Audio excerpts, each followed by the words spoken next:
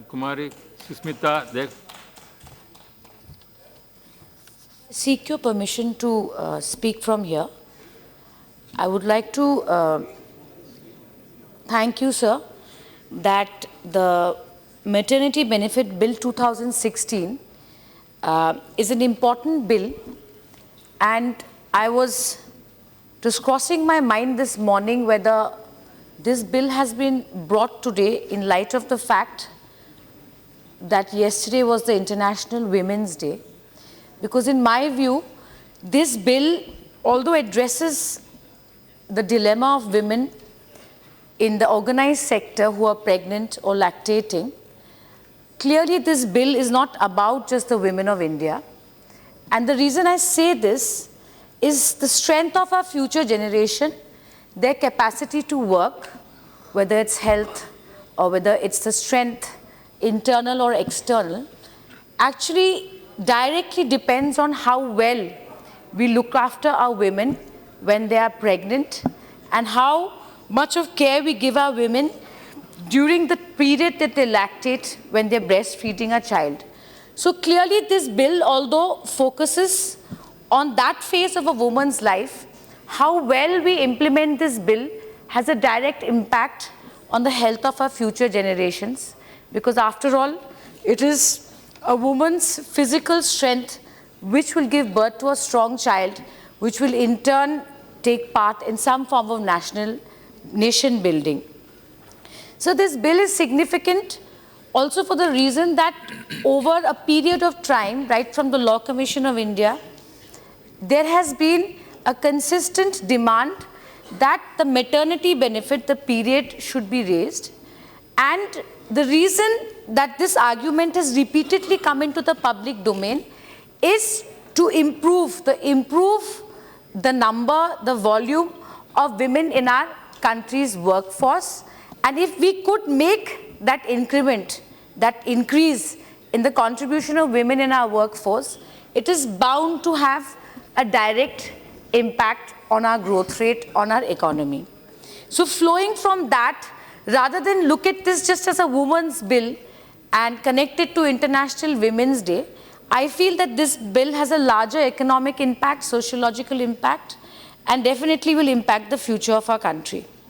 The key amendments I would briefly address as the opening speaker, that the maternity benefit will apply to the organized sector where there are 10 or more employees, and the period has been extended from 12 weeks to 26 weeks. So it will apply to factories, mines, shops and establishments. And significantly, where this period was applicable to only 6 weeks before, if I remember correctly, now it can date back to 8 weeks before the expected date of delivery. I think that's a good amendment. Apart from that, it says if you have 2 or more children, this period will be reduced to 12 weeks. Also, there is a new concept of commissioning mother, and adopting is, although not a new concept, commissioning mothers are mothers who will use their eggs to have surrogate children. For them, provided the child is below 3 months, the maternity benefit period is 12 weeks.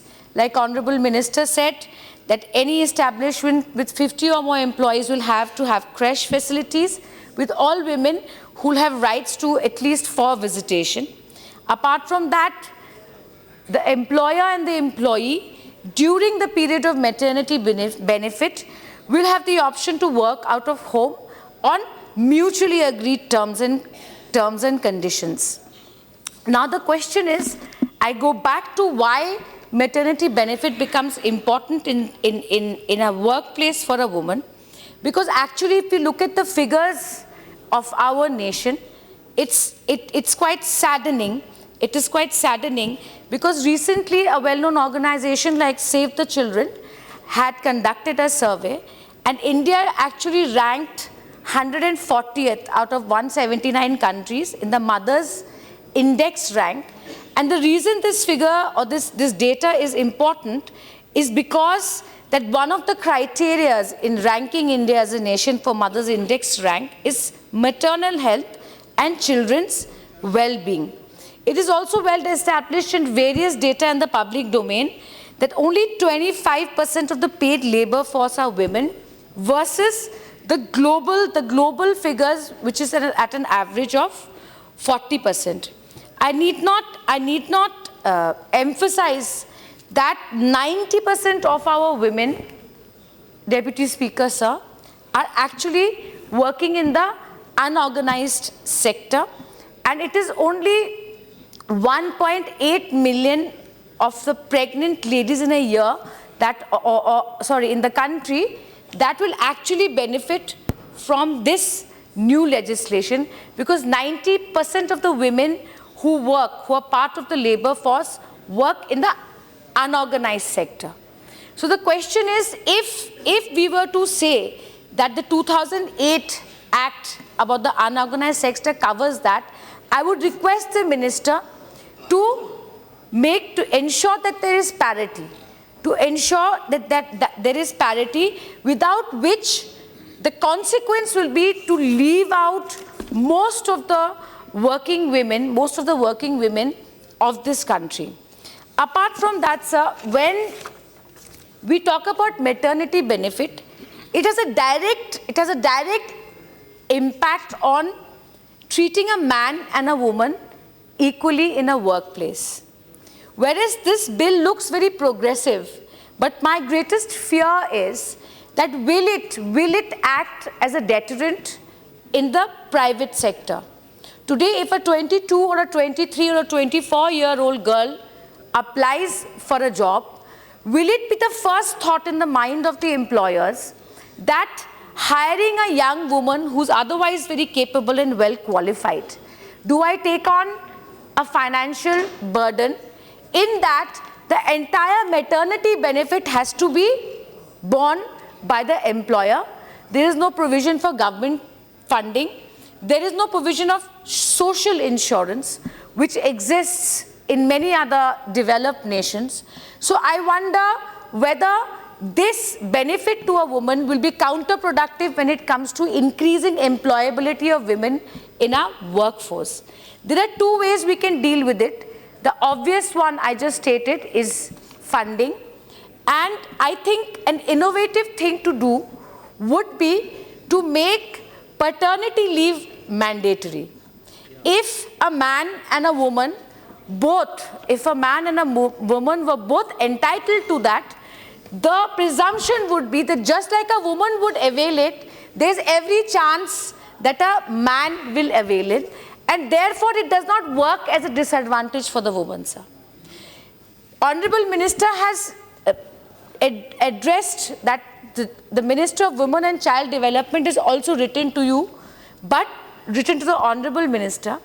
But I am pained to say that I am surprised that Honorable Minister for Women and Child Development, sir, who brought the amendment in the Juvenile Justice Act, in which she has recognized the right of a single man to adopt, not just a single woman, although he cannot adopt a girl child.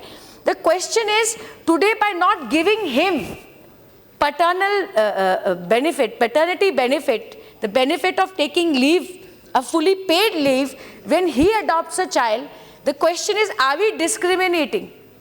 Are we discriminating against that man? Because how is he, as a single father, going to look after his infant child?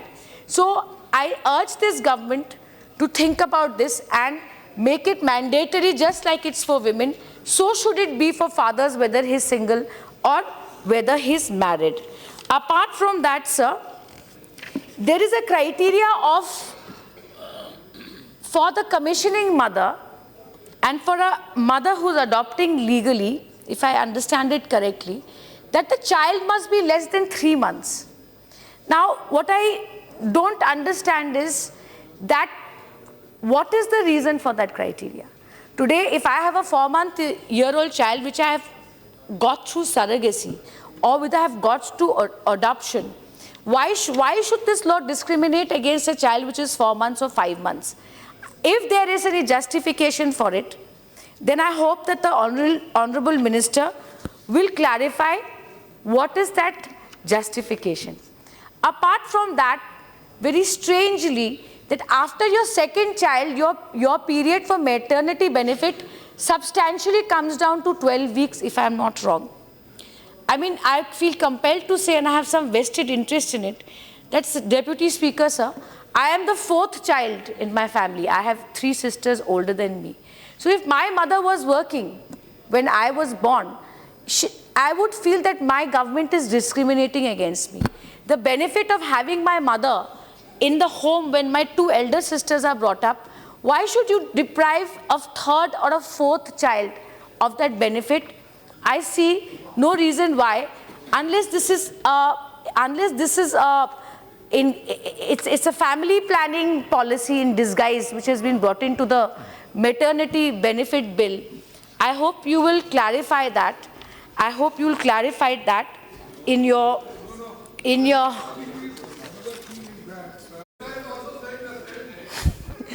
Deputy Speaker, sir, I would like to remind the Honourable Minister that it is in his statement of objects and reasons that he's talking about the well-being of the mother and the child.